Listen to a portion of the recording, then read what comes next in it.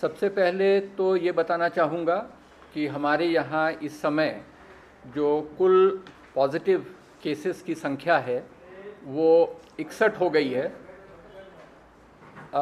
इसमें जो नया इजाफ़ा हुआ है वो एम्स से रिलेटेड है और उसमें आज के दिन में वहाँ पर 7 केसेस वो कंफर्म हुए हैं।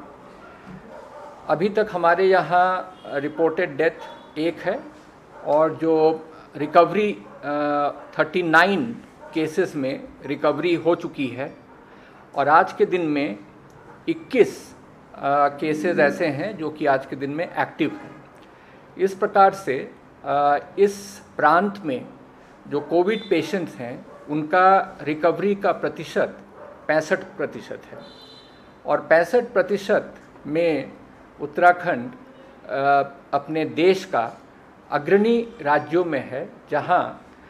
प्रतिशत के अगर मात्रा में हम देखें तो ज़्यादा कोविड पेशेंट वो ठीक होकर अपने घरों को गए हैं। इसके साथ जब मैं पिछली बार आपसे मिला था तकरीबन 3 दिन पहले, उस समय हमारा डबलिंग रेट, जो इसमें एक बहुत ही अहम मानक होता है जिससे पता चलता है कि हमारे प्रांत में इस बीमारी का फैलाव किस प्रकार से हो रहा है, उसमें डबलिंग रेट उस समय 30 रिपोर्टेड थी। आज के दिन में जो फिगर हमारे पास है उसके हिसाब से डबलिंग रेट अब लगभग 40 दिन हो चुका है, 39.8 या ऐसा कुछ है, तो लगभग 40 दिन का डबलिंग रेट हमारे यहाँ हमने अचीव कर लिया है। इसके साथ ही जब ये बीमारी शुरू हुई थी मार्च के महीने में, उस समय जैसा आप सभी अभिज्ञ हैं कि हमारे यहाँ उस समय टेस्टिंग की कोई भी सुविधा उपलब्ध नहीं थी, ज़ीरो टेस्टिंग होती थी। हमारे सारे मामले उस समय NIV पुणे को हम भेजते थे। अब आज के दिन में हमारे 4 टेस्टिंग फैसिलिटी तैयार हो चुकी है और हमारा टेस्टिंग कैपेसिटी अब 500 से ऊपर पहुंच गया है और बहुत शीघ्र हम इसे फर्दर और रैंप अप करने की स्थिति में होंगे। जो हमारा इस बीच में कुछ मीडिया ने रिपोर्ट किया है, लेकिन चूँकि आज बाकी लोग भी हैं, कि 108 का 1 साल पूरा हो रहा है और उसमें जो रूरल एरिया है, हमारे ग्रामीण क्षेत्र हैं, वहाँ पर जो रिस्पांस टाइम है वो जब शुरू में 32 मिनट का था, अब ये घट के 27 मिनट हो चुका है और अर्बन एरिया में जो पहले 25 मिनट का रिस्पांस टाइम होता था, अब वो घट के 15 मिनट हो गया है। तो हमारा 108 की जो सर्विस है, अब जो मौजूदा व्यवस्था है उसमें ज़्यादा एफिशिएंट हो गई है, ज़्यादा कार्यकुशल हो गया है और ये बहुत जल्दी से पेशेंट्स के पास या कोई व्यक्ति जो कॉल करता है उसके पास पहुंच रहा है। इसके साथ माननीय मुख्यमंत्री जी के द्वारा आज हमारे कई सारे जो गवर्नमेंट हॉस्पिटल्स हैं और डिस्ट्रिक्ट हॉस्पिटल्स हैं उसमें ICU बेड्स हमने वहाँ पर जोड़े हैं, वहाँ वेंटिलेटर्स भी उनके संख्या में इजाफा किया है और जो ऑक्सीजन सप्लाई के लिए बाईपैप की व्यवस्था होती है वो भी हम लोगों ने किया है और बहुत शीघ्र माननीय मुख्यमंत्री जी के द्वारा इसे प्रारंभ कर दिया जाएगा। इसमें मेला हॉस्पिटल हरिद्वार में 10 ICU बेड्स जोड़े जाएंगे, वहाँ 3 वेंटिलेटर भी जोड़े जाएंगे और 4 बाईपैप मशीनें वहाँ पर वो व्यवस्था वहाँ पे की जाएगी। जो कंबाइंड हॉस्पिटल रुड़की है वहाँ भी 10 ICU बेड, 1 वेंटिलेटर और 2 बाईपैप की व्यवस्था वहाँ होगी। BD पांडे हॉस्पिटल नैनीताल में 4 ICU बेड्स, 1 वेंटिलेटर और 1 बाईपैप की व्यवस्था होगी। रुद्रप्रयाग में माधव आश्रम गवर्नमेंट हॉस्पिटल, इसमें 6 ICU बेड्स और वेंटिलेटर 4 हमारे 4 होंगे, जिनमें से 1 फिक्स्ड है और 3 पोर्टेबल हैं। और बाईपैप 2 की व्यवस्था वहाँ पे की जाएगी। चमोली डिस्ट्रिक्ट हॉस्पिटल में भी 6 आईसीयू बेड्स, 3 वेंटिलेटर और 5 बाईपैप। डिस्ट्रिक्ट हॉस्पिटल चंपावत में 6 आईसीयू बेड्स, 3 वेंटिलेटर और 2 बाईपैप की व्यवस्था होगी। डिस्ट्रिक्ट हॉस्पिटल पिथौरागढ़ में 6 आईसीयू बेड्स, 3 वेंटिलेटर और 1 बाईपैप। और पौड़ी डिस्ट्रिक्ट हॉस्पिटल में 4 आईसीयू बेड, 1 वेंटिलेटर और 1 बाईपैप। और उत्तरकाशी में 10 आईसीयू बेड, वेंटिलेटर वहाँ पे कुल मिलाकर 3 होंगे, जिसमें से 2 पोर्टेबल हैं और 1 बाईपैप। इसके अलावा जो दून मेडिकल कॉलेज है, इसमें भी 30 आईसीयू बेड्स ये जोड़े जा रहे हैं। तो जो लॉकडाउन में हम लोगों ने इतना त्याग किया, इतनी परेशानी झेली, उसका कुल नतीजा ये हुआ कि इस बीमारी के फैलाव को हम लोग रोकने में काफ़ी हद तक सफल हुए। और जो ये हमें मौका मिला,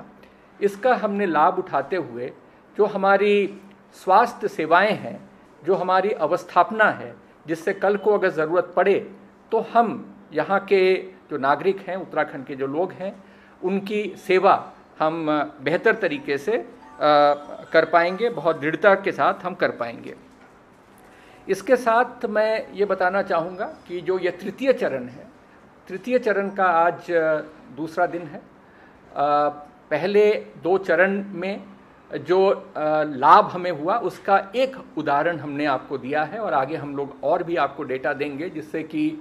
ये पता चल पाएगा कि जो फर्स्ट फेज़ और सेकंड फेज़ का जो लॉकडाउन है, उसका फ़ायदा उठाकर हम लोगों ने और क्या उपलब्धियां हासिल की हैं।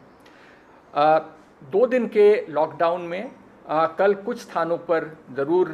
भीड़ हुई थी। मैं आपके माध्यम से इस प्रदेश के सामान्य जनों को ये बताना चाहूँगा कि आप सभी का बहुत बढ़िया सहयोग हमें इससे पूर्व में प्राप्त होता रहा है और आपका ही सहयोग था जिसकी वजह से हमारे जो मेडिकल कर्मी हैं, पुलिस कर्मी हैं और दूसरे प्रशासन के लोग हैं, अलग अलग विभागों के लोग हैं, उनका मनोबल बढ़ा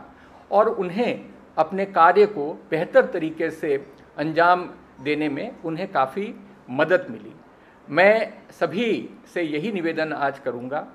कि आगे हमने काफ़ी छूट जो उन्हें प्रदान की है, ये बना रहे। इसके लिए आवश्यक है कि आगे भी जैसा हमने पीछे संयम रखा था, धैर्य रखा था, बहुत ही जिम्मेदारी के साथ हमने इस बीमारी से जो हमारा ये एक युद्ध चल रहा है, उसमें सबका सहयोग प्राप्त हुआ था। तो आगे मैं सभी से ये निवेदन करूँगा कि हमने जो ये छूट दी है, जो भारत सरकार ने, राज्य सरकार ने जो छूट दी है, ये छूट बना रहे। हम सभी ये चाहते हैं कि ये छूट बनी रहे और इसलिए आवश्यक है कि आप दुकानों में जब जाएं तो अगर भीड़ हो तो आप वापस चले जाएं। वैसे भी समय की वृद्धि हो चुकी है और ये व्यवस्था आगे चलती रहेगी, तो हम ये व्यवस्था को बनाए रखना चाहते हैं और इसमें हम सभी का सहयोग चाहते हैं ताकि हम इसमें हमें कोई और फर्दर कटौती करने की ज़रूरत न पड़े। इसमें ये आपको बताना चाहूँगा कि लास्ट टाइम जब हम मिले थे, उस समय जो उद्योगों की संख्या थी वो लगभग 3000 कुछ की थी। अब वो संख्या बढ़ के 4483, यानी कि लगभग हम 4500 उद्योगों को परमिशन दे चुके हैं। इसमें प्रमुख रूप से जो ज़िले हैं जहां ज़्यादा संख्या में उद्योग ने परमिशन ली है, उसमें हरिद्वार में 1573 हैं, देहरादून में तकरीबन 500 हैं, थोड़ा कम, और उधम सिंह नगर में 2000 से अधिक हैं। लेकिन ख़ास बात यह है कि हमारे जो पर्वतीय जो ज़िले हैं वहाँ भी लोगों ने परमिशन लिया है और अपने उद्योग चालू किए हैं। मैं जो देख रहा हूँ फिगर, इसमें अल्मोड़ा भी है, इसमें बागेश्वर भी है, चंपावत है, चमोली है, सारे ज़िले, पिथौरागढ़ है, पिथौरागढ़ में 46 उद्योग ने परमिशन हमसे लिया है, रुद्रप्रयाग में 66 ज़िलों ने उद्योगों ने परमिशन लिया है। तो इस प्रकार से लोग जो उद्योगपति हैं वो सामने आ रहे हैं और वो परमिशन लेकर हमें उम्मीद है कि बहुतों ने खोल भी लिया है और बाकी लोग अपना अपनी योजना बना रहे हैं और जो हमें आभास मिल रहा है कि बहुत जल्दी ये उद्योग भी हमारा प्रारंभ हो जाएगा। इसी के साथ जो एक परेशानी कुछ उद्योगपतियों ने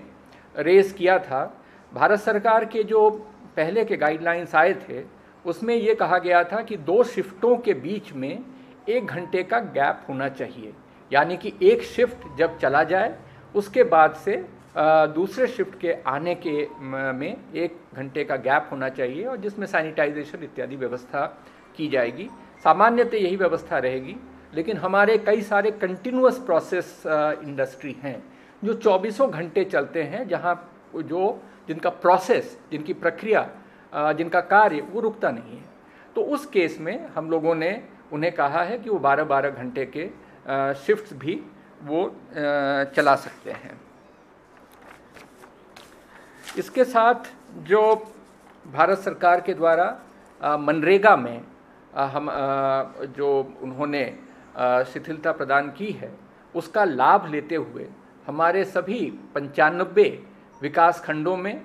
मनरेगा के कार्य प्रारंभ हो चुके हैं और जो मेरे पास अभी सूचना है इसमें 7,311 कार्य हैं और जिसमें तकरीबन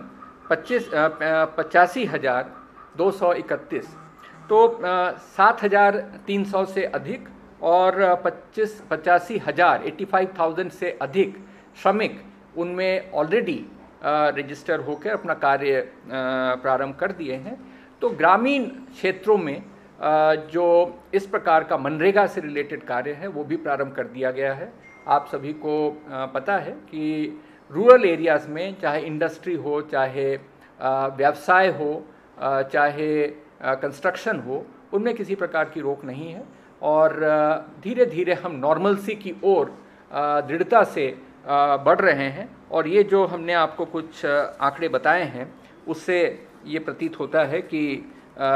जो हमारे लोग हैं वो भी आगे आ रहे हैं और इसमें पार्टिसिपेट वो कर रहे हैं। इसके साथ मैं एक सूचना आपको ये भी देना चाहूँगा कि समस्त आंगनबाड़ी केंद्रों में जो हमारी धात्री माताएं हैं, जो हमारे गर्भावस्था में हैं और जो छोटे बच्चे हैं, उनके लिए जो टेक होम राशन होता है वो टेक होम राशन की भी व्यवस्था पहले तो वो आंगनबाड़ी केंद्रों में आकर अपना टेक होम राशन ले जाते थे, लेकिन अभी कोविड के चक्कर में हम लोगों ने उनसे ये कहा है कि वो उन्हें आने की ज़रूरत नहीं है। हमारे जो कार्यकर्त्रीगण हैं आंगनबाड़ी में वो जाकर उन्हें टेक होम राशन उनके घरों में, उनके डोर स्टेप पे उन्हें उपलब्ध कराएंगे। इसमें वो कार्य अब प्रारंभ हो चुका है और 20,067 आंगनबाड़ी केंद्रों में डोर टू डोर जाके लगभग 1,70,000 गर्भवती और धात्री माताओं को और 4,30,000 6 माह से 1 वर्ष के बच्चों को और 1,90,000 से अधिक 3 से 6 साल के बच्चों के लिए टेक होम राशन का वितरण प्रारंभ हो चुका है। और चूंकि वो घर घर में जाकर देना है तो हम उम्मीद करते हैं कि आगामी 1 सप्ताह में लोग प्रयास करके हर घर में टेक होम राशन हमारे आंगनबाड़ी कार्यकर्त्रियों के सहयोग से इन समस्त ये जो वल्नरेबल ग्रुप है इसको हम लोग उपलब्ध कराएंगे। जो पिछली बार हमने बताया था कि हमारा प्रोक्योरमेंट का कार्य भी सुचारू रूप से चल रहा है, किसी भी स्थान से ऐसी कोई परेशानी की बात नहीं आई है। पिछले बार जो फिगर रिपोर्टेड थी उसके बाद से आज जो मुझे ज्ञात हुआ है कि 1,69,069 क्विंटल गेहूं की खरीद भी की जा चुकी है और 30 करोड़ से अधिक धनराशि का वितरण जो हमारे किसान इन गेहूं को प्रोक्योरमेंट खरीद केंद्रों में जो ले आए थे उनका भी भुगतान जो 48 घंटे की जो समय सीमा निर्धारित की गई है उसमें उनका भुगतान कर दिया गया है और आगे भी ये प्रक्रिया चलती रहेगी। और जैसे जैसे आवश्यकता होगी हम फंड्स अवेलेबल कराएंगे और इन किसानों के को भी हम ये उपलब्ध जो धनराशि है वो हम समय से उनका वितरण करते रहेंगे। अब एक जो बात आ रही है वो जो माइग्रेशन है, यानी कि जो माइग्रेंट्स हैं उनका यहाँ पे आना, और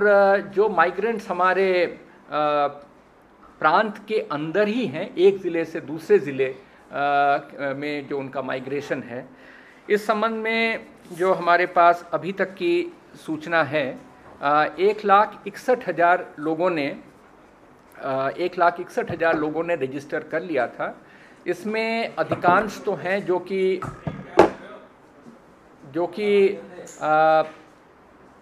यहाँ वापस आना चाहते हैं अलग अलग प्रांतों से, लेकिन तकरीबन 30-35 हज़ार लोग ऐसे होंगे जो कि इस राज्य से अन्यत्र जाने के लिए हमारे साइट पे रजिस्टर किए हैं। इससे पहले हम केवल जिनको हम अपने राज्य में बुला रहे हैं, उत्तराखंड के निवासियों को, उनका रजिस्ट्रेशन करते थे जब पिछली बार आपसे मुलाकात हुई थी। उसके बाद चूंकि यहाँ पर भी जो लोकल में जो उत्तराखंड में जो लोग इस समय स्ट्रैंडेड हैं, फंसे हुए हैं, निकलना चाहते हैं, उनका भी हमने रजिस्ट्रेशन पिछले 2 दिनों से प्रारंभ किया था और अब फिगर जो है 1,61,000 हमारे पास ये फिगर पहुँच चुकी है। हमने इस समय तक तकरीबन 5,669 जो फिगर लेटेस्ट है हमारे पास, इतने लोगों को हम राज्य के अंदर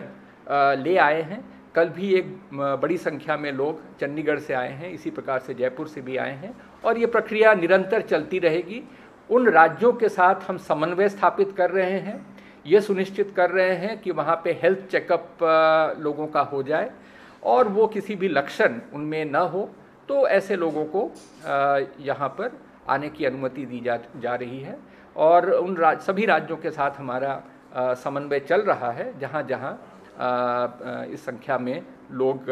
हैं। मैं आपके माध्यम से निवेदन करना चाहूँगा कि जो इस समय अलग अलग स्थानों पे हैं, थोड़ा धैर्य बनाए रखें। पूरी व्यवस्था में बहुत ही सावधानी बरतने की आवश्यकता है ताकि जो लोग आए वो भी सुरक्षित रहें और वो जहाँ पे जाएंगे वहाँ का समाज भी सुरक्षित रहे। तो इसमें थोड़ा सा धैर्य बनाने की आवश्यकता है। ये ज़रूर है कि लोग बहुत परेशान हैं, 1 महीने से वो अपने घर आने के लिए उतावले हैं, लेकिन परिस्थितियाँ कुछ ऐसी हैं जिसमें कि हमें थोड़ा सा सावधानी बरतने की आवश्यकता है। तो ये जो हमने बताया कि जो हमारे यहाँ से बाहर गए हैं या बाहर से उत्तराखंड की सीमाओं के अंदर आए हैं, इसके अलावा 7,000 लोग ऐसे हैं जो कि अपने राज्य में एक ज़िले से दूसरे ज़िले में जिनका जाना हुआ है, तो 7,000 और ये समझिए 8,000, तो लगभग 15,000-16,000 लोगों का मूवमेंट ये कुछ समय में हम लोगों ने किया है। और इसके लिए जो हमारे मुख्यालय के अधिकारी हैं, जो पुलिस के अधिकारी हैं, जो ज़िलों में अधिकारी हैं, जो डॉक्टर्स हैं, सबका बड़ा योगदान रहा है, क्योंकि एक व्यक्ति का प्रॉपर मेडिकल जांच करना, सूचनाओं को लेना और उनका होम क्वारंटीन सुनिश्चित करना, तो ये कार्य हमारा इस वक्त चल रहा है। इसमें एक सूचना मैं ये भी देना चाहता हूँ। पिछली बार हम लोगों ने जो बात किया था कि हमारे सम्मानित ग्राम प्रधानगणों की भी इसमें बहुत अहम भूमिका रही है। पिछले 1 महीने में उन लोगों ने अपने ग्राम पंचायतों में बहुत ही जिम्मेदारी से उन्होंने कार्य किया है और इसी का परिणाम है कि हमारे ग्रामीण अंचल अभी तक इस प्रकार के संक्रमण से प्रभावित नहीं हुए हैं।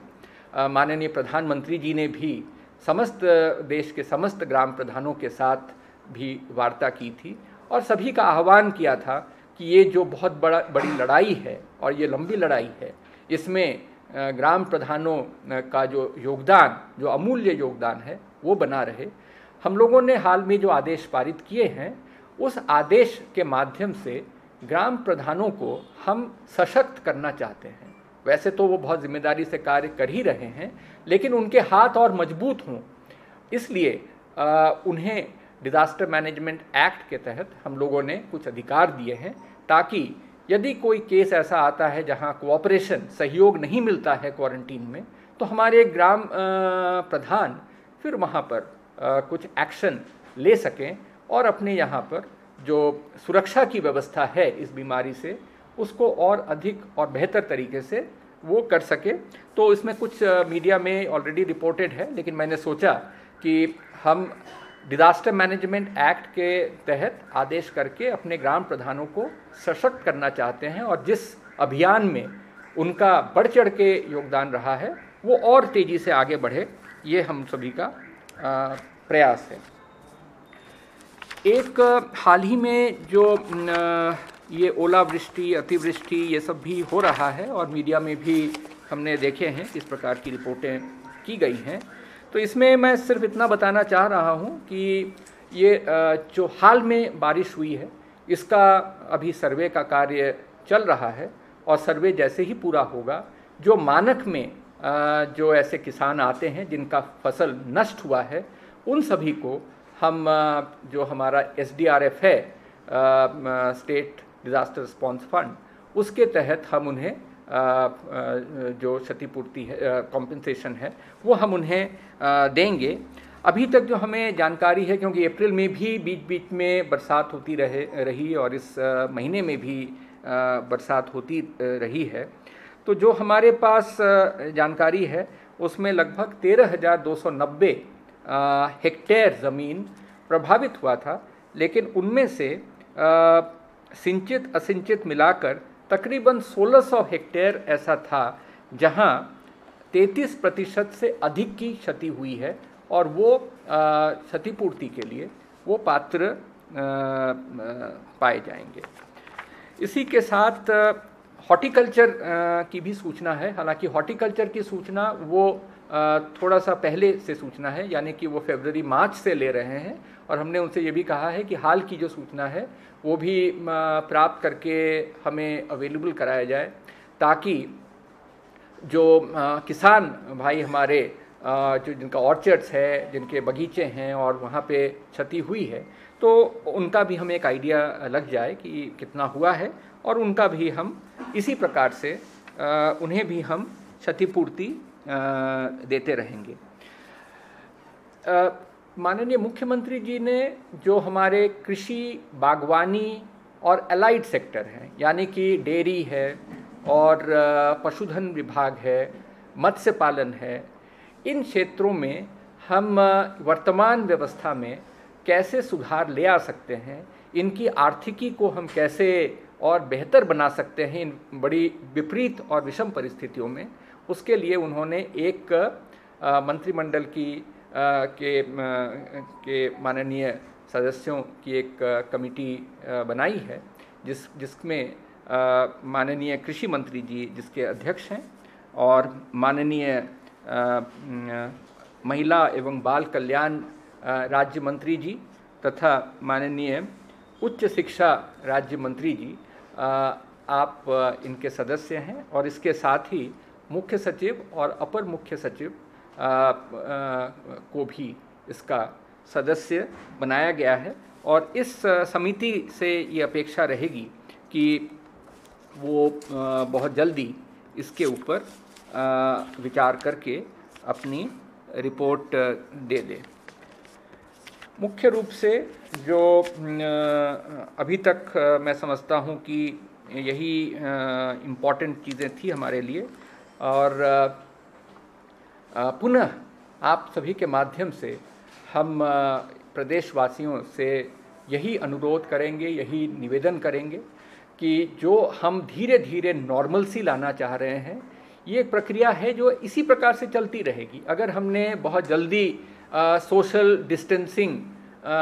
का ध्यान नहीं रखा, यदि हमने सफाई की ओर ध्यान नहीं रखा, तो फिर ऐसी परिस्थिति न आए जिसमें कि हमें फिर कुछ न कुछ पाबंदियां लगानी पड़े। हम नहीं चाहते हैं किसी प्रकार की पाबंदी लगे, नॉर्मलसी आए, उद्योग व्यवसाय चलें, लोगों को रोजगार मिले, खेती हो, और ग्रामीण अंचलों में लोगों को कार्य मिले। तो इन सभी को दृष्टि में रखते हुए ये सारी व्यवस्थाएं अभी फ़िलहाल की जा रही हैं।